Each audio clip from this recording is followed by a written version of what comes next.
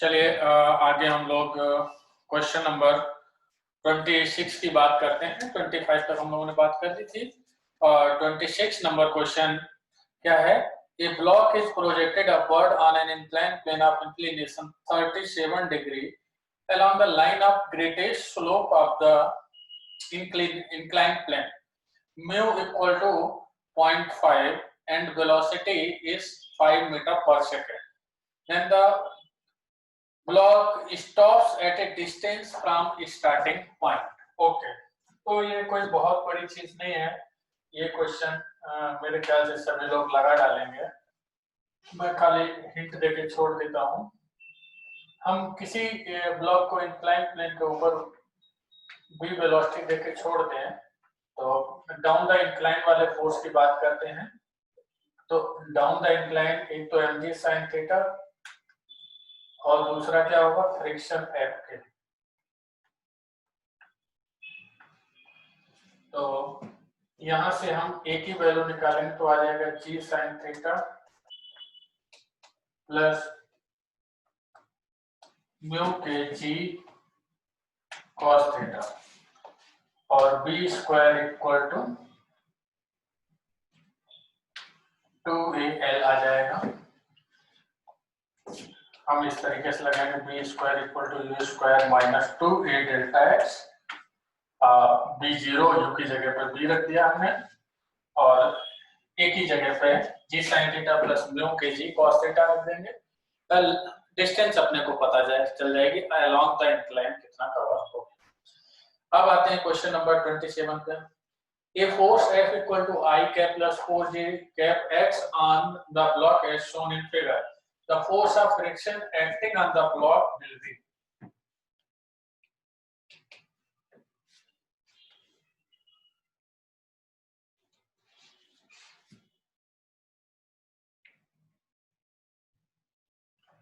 ये 1 किलोग्राम में mu equal to 0.3 और इसमें एक x और इधर y दिया हुआ है हमें। तो f की वैल्यू जो गिवन है अपने को वो f इक्वल टू गिवन है I cap plus 4j cap. मतलब पॉजिटिव x में 1 न्यूटन और पॉजिटिव y में 4 newton. Then force of friction will be. तो हम इसका अगर फ्री बॉडी डायग्राम बनाए y डायरेक्शन में नॉर्मल रिएक्शन प्लस 1 न्यूटन इसका कंपोनेंट और नीचे की तरफ 1 इंटू जी। तो n plus 1 equal to 1 into g मतलब 10। तो ये वैल्यू आ जाएगी 9 न्यूटन। और इसके बाद अपने बात करते हैं फ्रिक्शन की मैक्सिमम वैल्यू की एफएस मैक्सिमम। उसी के बाद सब चीजें होती हैं।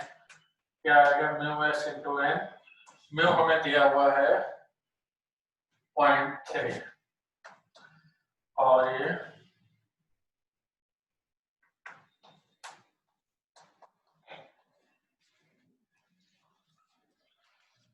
अब देखिए हमारे पास मैक्सिमम फ्रिक्शन की अवेलेबल वैल्यू है 2.7 और जबकि हमारे पास जो एक्सटर्नल फोर्स है उसकी पॉजिटिव एक्स डायरेक्शन में वैल्यू है 1 न्यूटन। तो जो 1 न्यूटन है वो मैक्सिमम अवेलेबल फ्रिक्शन से कम है, इसलिए static friction self adjusting force होता है। इसीलिए स्टैटिक फ्रिक्शन की वैल्यू को भी 1 न्यूटन और opposite in the applied force यानी कि वेक्टर फॉर्म में लिखेंगे तो माइनस आई कैप न्यूटन। चलिए अब आगे की तरफ अपने बढ़ते हैं। Question number 28। A 1 kilogram block of wood sits on the top of an identical block of wood which sits on the top of a flat level table made of plastic. The coefficient of static friction between the wood and the surfaces is μ1 and the coefficient of static friction between wood and plastic is μ2। मतलब दो wooden block को plastic के ऊपर रखा गया है। Full stop. A horizontal force F is applied to the top of the block only and this force is increased until the top block starts to move. The bottom block will move only if. Okay. देखिए, दो block हैं 1 kilogram के, पहला block, दूसरा block, और दूसरा वाला नीचे रखा हुआ है प्लास्टिक के ऊपर। इस पे हमने फोर्स F लगाया है, तो इसको हमें the bottom block will move only if. देखिए भाई, अगर हम फ्रिक्शन की बात करेंगे, इस पे इधर F1 लगेगा। मूव करने की कंडीशन इस ब्लॉक की पॉजिटिव एक्स में, तो इस पे फ्रिक्शन नीचे वाला इधर लगाएगा, और ये वाला इस पे आगे की ओर मतलब पॉजिटिव एक्स में रहेगा, और जो प्लास्टिक का सरफेस है वो नीचे। ये नीचे वाला ब्लॉक तभी मूव करेगा जब F1 greater than F2। F1 की वैल्यू क्या होगी, μ1 × 1 × g। इसकी वैल्यू क्या होगी, μ2 2 × g। इधर नॉर्मल रिएक्शन 1 किलोग्राम के हिसाब से आएगा, यहाँ नॉर्मल रिएक्शन 1 + 1 2 किलोग्राम के हिसाब से आएगा। तो g से g आपका चला गया, यानी कि क्या आ जाएगा, 2μ2 लेस देन μ1। तो नीचे वाला ब्लॉक तभी मूव करेगा जब ये कंडीशन μ1 μ2 की होगी। अब बात करते हैं अपने 29 में। A block of mass 2 kg slides down an inclined plane of inclination 30 degree. The coefficient of friction between the block and the plane is 0.5. The contact force between the block and the plank is.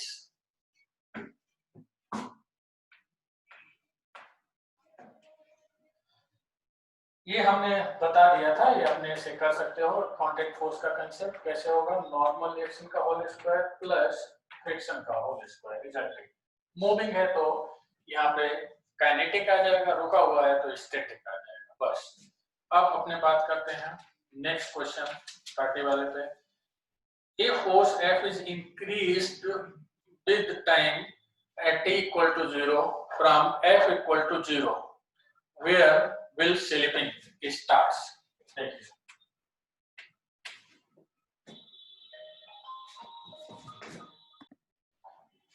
Hello, चलो हम लोग question number 30 की बात करते हैं। If the force F is increasing from 0 to a certain value, then where will slipping will start first? Okay, मैं diagram भी बनाता हूँ इसमें।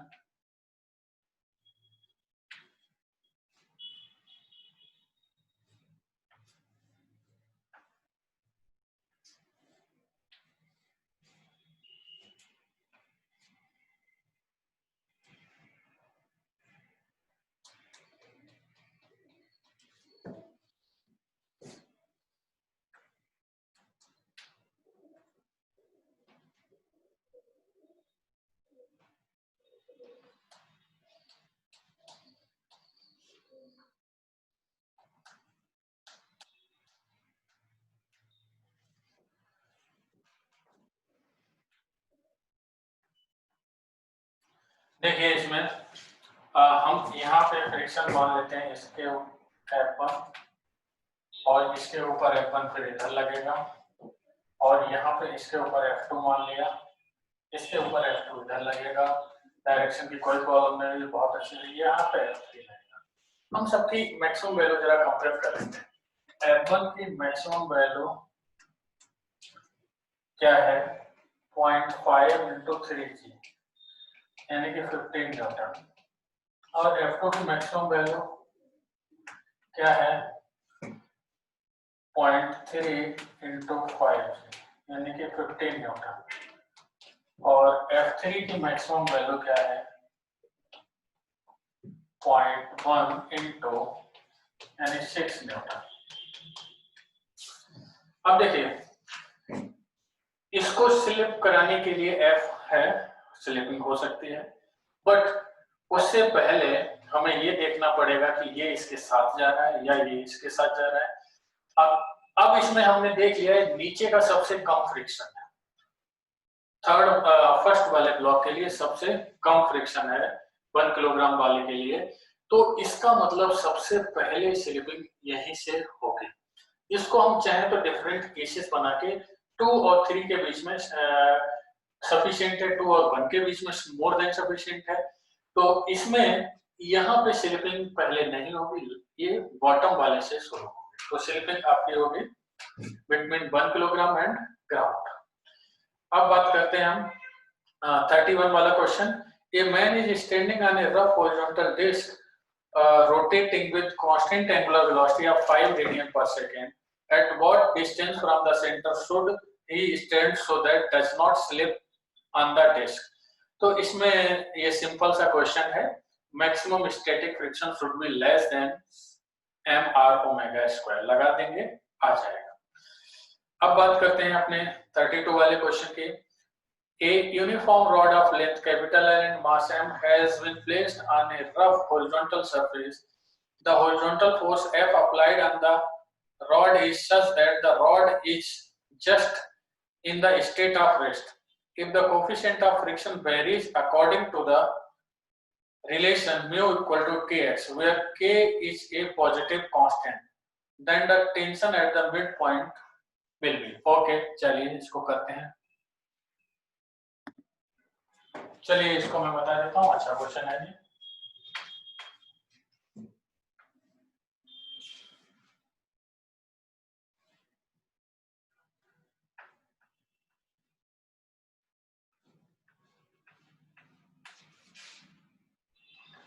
ये O दिया है,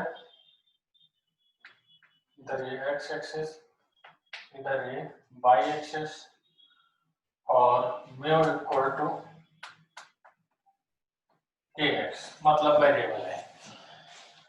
तो पहले तो टोटल फ्रिक्शन हमें निकालना पड़ेगा, F equal to 0 to L kx m by L dx into g।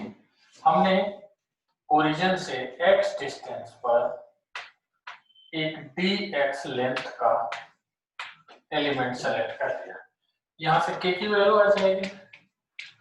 फिर कैलकुलेशन करने के बाद हमें मिड पॉइंट पे टेंशन की बात कर रहा है, तो जो भी मिड पॉइंट पे टेंशन होगी हम मिड पॉइंट पे इसको कट कर लेते हैं। मिड पॉइंट पे ये लेफ्ट वाला पार्ट इसे लेफ्ट साइड में पुल करेगा, मान लेते हैं टेंशन T है, और इधर लगने वाला फ्रिक्शन F डैश, तो जो टेंशन T होगी वो F डैश के बराबर, जिसको हम ऐसे कैलकुलेट करेंगे 0 to L by 2 kx m by L g dx। k की वैल्यू यहाँ से निकल के आएगी, f के टर्म में उठा के रख देंगे, f by 4 आंसर मिल जाएगा।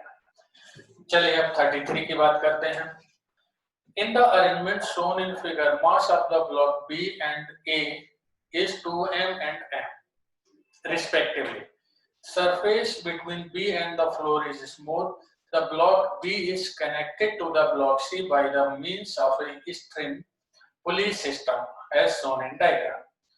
If the whole system is released, then find minimum value of mass of block C so that A remains stationary with respect to B. Coefficient of friction between A and B is known.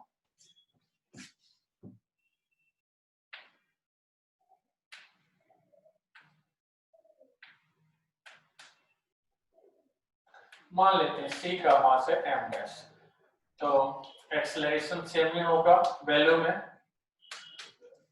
Pulling force divided by total mass. अब A वाले block का अपने free body diagram बनाते हैं। A वाले block पे क्या होगा, A वाले का मास हमको दिया हुआ है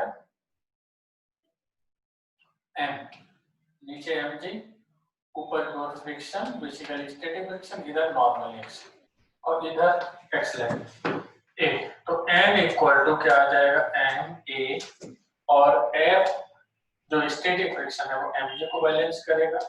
इसकी जगह क्या लिखते हैं हम लोग इनटू m, अपने आप जो है सॉल्व करके अपने को m डैश की वैल्यू पता चल जाएगी। चलिए आगे की ओर बढ़ते हैं। चलिए अब क्वेश्चन नंबर 34 पे आते हैं। With what minimum velocity should be projected block be projected from left end A towards end B such that it reaches the other end B of the conveyor belt moving with constant velocity V? friction coefficient between the blocks and the belt is mu.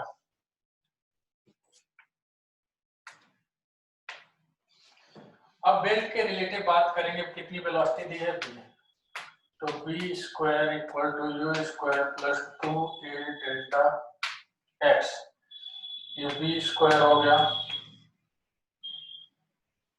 Sorry b square relative क्या हो जाएगा 0, और ये यहाँ पे b square हो गया, a की जगह तो नीचे आ जाएगा, और लेंथ कवर करनी है l, तो b इक्वल टू आ जाएगा √2, हमें relative to belt L length cover करनी है, तो रिलेटिव टू बेल्ट ही बात कर लेते हैं, तो कंफ्यूजन क्रिएट नहीं होगा।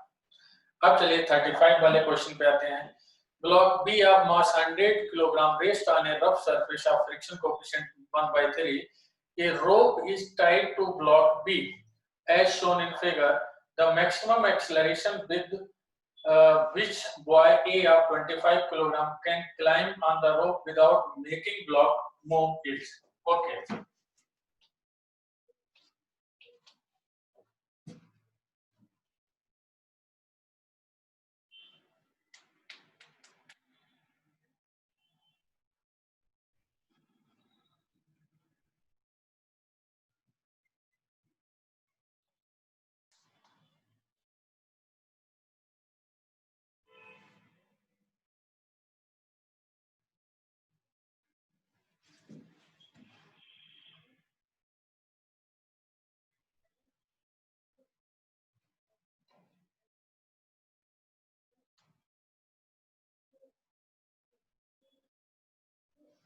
A 25 किलोग्राम का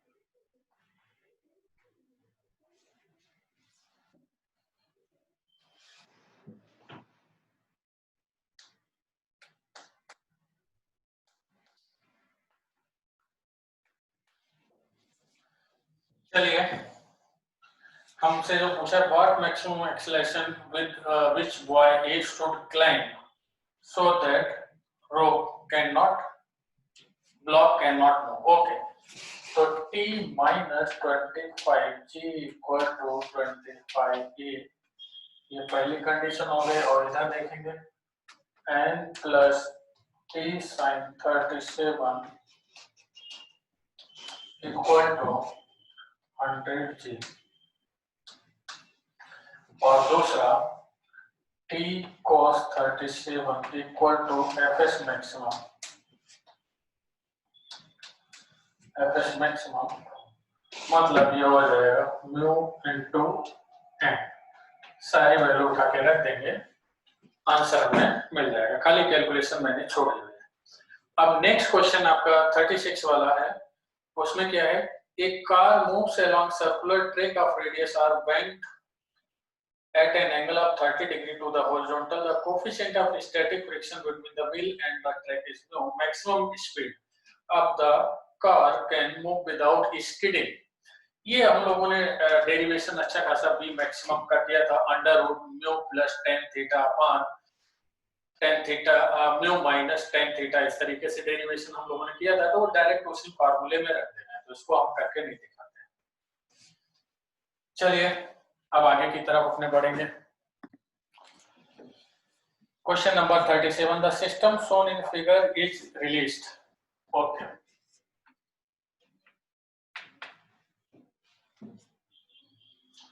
ऊपर हमें दिया हुआ है 2 किलोग्राम ब्लॉक, नीचे हमें दिया हुआ है 3 किलोग्राम ब्लॉक,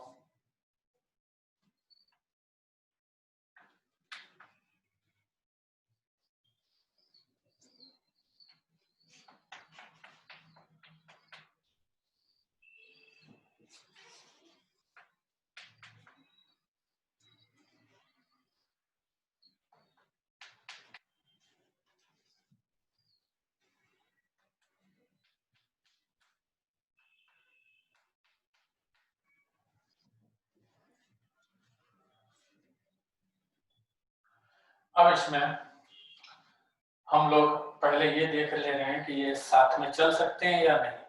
अगर दोनों साथ में चल रहे हैं तो क्या होगा, चलो भाई दोनों साथ में चल रहे हैं, इसको तो मूव करना ही पड़ेगा, तो इसका फ्रिक्शन हम F2 लिख देते हैं और इसका फ्रिक्शन हम F1 लिख देते हैं। तो दोनों साथ में चल रहे हैं, तो 15 minus F2 equal to 5A। F2 की वैल्यू क्या होगी, मतलब काइनेटिक फ्रिक्शन ही होगा, और ये 0.1 into 5G equal to 5A। 5G को हम 10 ले लेते हैं तो ये आ गया 10, यानी ये कितना आ जाएगा 2 मीटर पर सेकेंड स्क्वायर। अब हम ये देखते हैं कि यहाँ बीच में अगर सफिशिएंट फ्रिक्शन है चलने के लिए साथ में, तब जाएंगे, साथ में नहीं तो सेपरेटली मूव कर जाएंगे। तो अगर 2 किलोग्राम वाले ब्लॉक की मोशन की इक्वेशन लिखें तो 5 minus F1 equal to 2 into A। तो F1 इक्वल टू कितना 1 न्यूटन, और F1 की मैक्सिमम वैल्यू कितनी हो सकती है वो भी चेक करते हैं। 0.2 into 2G mu into m यानी 4 न्यूटन। तो मैक्सिमम वैल्यू जो रिक्वायर्ड फ्रिक्शन है उससे ज्यादा है, मैक्सिमम वैल्यू जो बीच में है वो रिक्वायर्ड फ्रिक्शन से काफी ज्यादा है। तो इसका मतलब ये है कि दोनों साथ में जाएंगे और दोनों का एक्सीलरेशन 2 मीटर पर सेकेंड स्क्वायर हो जाएगा। अब हम बात करते हैं 38 वाले में। 38 वाले में क्या दिया, a block placed on a rough inclined plane of inclination 30 degree can just be pushed upward by applying force F as shown. If the angle of inclination of the inclined plane is increased to 60 degree, then the same block can be prevented from sliding down by applying a force of same magnitude. The coefficient of friction between the block and the, ये simple सा question है, simple friction की direction के base पे question है, ये आप आसानी से कर लेंगे, इसमें हमें नहीं लगता कोई प्रॉब्लम है। अब अपने आते हैं 39 टू 43, 5 क्वेश्चन है, ये अच्छे से क्लियर कर देता हूं। 39 वाले में चलिए, इसमें काफी कुछ सीखने वाला है, तो इसको अपने लगाते हैं। ऊपर 10 किलोग्राम है, नीचे 5 किलोग्राम है, साइज बड़ा है बट मास इसका छोटा है। नीचे 5 किलोग्राम है, ऊपर 10 किलोग्राम है। ये फोर्स हमने F लगाया ऊपर वाले, म्यू इक्वल टू 0.1, नीचे mu equal to 0.3। When F equal to 2 Newton, the frictional force between 5 kilogram and the ground will be। देखिए, हम दोनों के ही फ्री बॉडी डायग्राम बना लेते हैं तो ढेर सारे क्वेश्चंस के आंसर एक ही बार में निकल जाएंगे। इधर है F1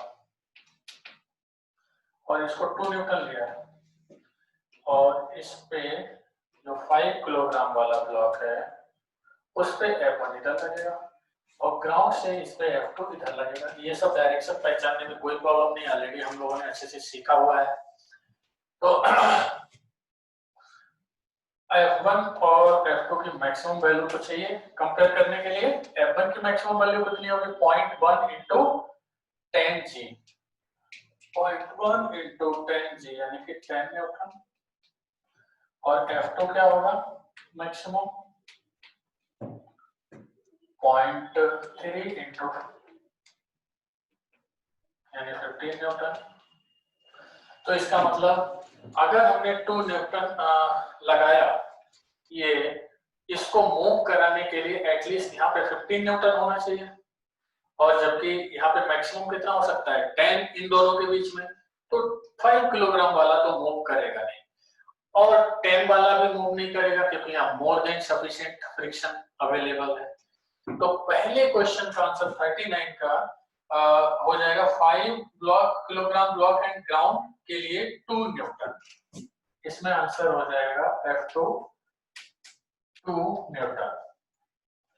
अब बात आती है 40 वाले क्वेश्चन की। 40 वाले में क्या पूछा है, the friction between 10 kilogram and, इसमें भी 2 न्यूटन होगा क्योंकि ये भी इसके ऊपर मूव नहीं करेगा। मूव कराने के लिए आपको सफिशिएंट एटलीस्ट इन दोनों के बीच के फ्रिक्शन के बराबर तो लगाना ही पड़ेगा। तो F1 की वैल्यू भी हो जाएगी 2 न्यूटन। अब बात आती है 41 पे। the maximum which will not cause motion of any blocks. देखिए यहाँ पे मैक्सिमम हम कितना लगा सकते हैं जिससे 10 मूव ना करे, तो F1 की मैक्सिमम वैल्यू के बराबर यानी कि 10, तो F की मैक्सिमम वैल्यू हो गई 10 न्यूटन। अब बात करेंगे अपने 42 पे। The maximum acceleration of 5 kilogram block, इसमें जीरो ही रहेगा क्योंकि 5 किलोग्राम ब्लॉक मोशन करेगा F1 के इन्फ्लुएंस में, और नीचे है F2। F2 की मैक्सिमम वैल्यू F1 की मैक्सिमम वैल्यू से ऑलवेज ग्रेटर है, तो इसमें एक्सेलरेशन हमेशा रहेगा इसका जीरो, ये मूव ही नहीं करेगा। 43 वाले, the acceleration of 10 kilogram when F equal to 30 newton. जब हम यहाँ पे F30 लगा देंगे तो यहाँ मैक्सिमम तो आपका 10 ही है, तो 10 किलोग्राम वाले का एक्सेलरेशन कितना होगा, A equal to F minus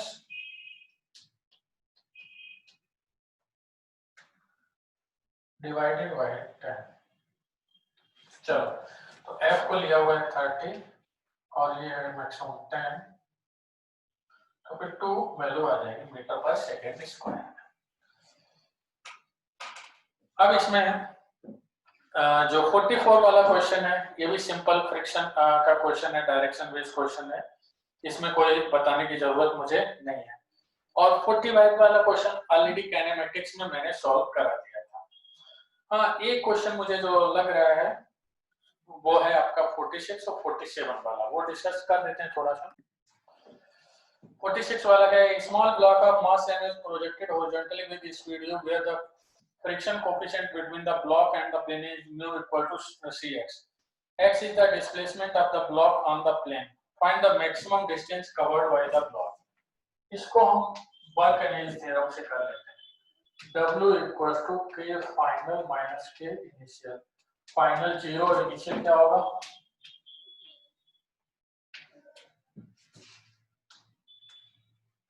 zero to X C x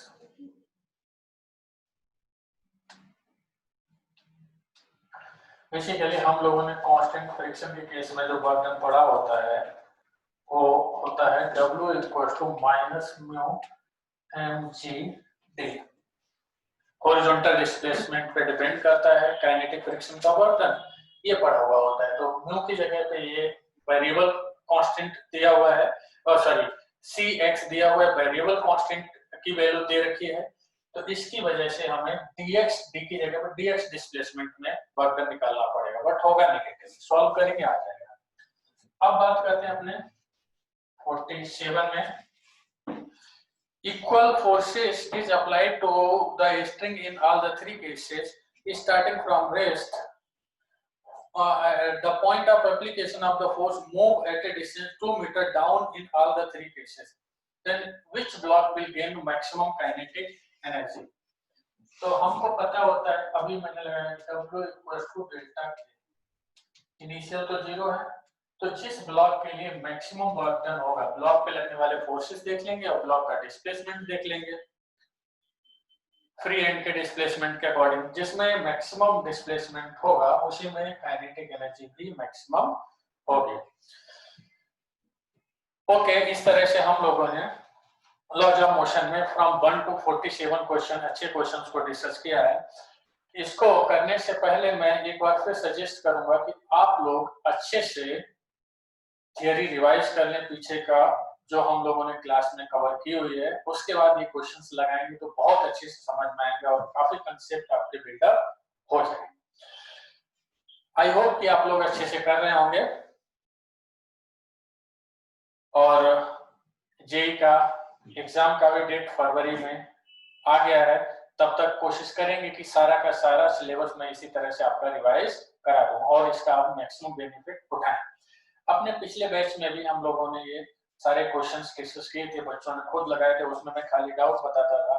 इस बार अपनी परेशानी ये है कि हम लोगों को मैक्सिमम ऑनलाइन मोड पे जाना पड़ रहा है, तो इसलिए मैं ये क्वेश्चंस खुद आपको लेक्चर के फॉर्म में दे दे रहा हूँ, बट आपको अच्छे से लगा लेने हैं, तो एक अच्छा स्कोर फिजिक्स में जेई में आएगा। Okay, best of luck.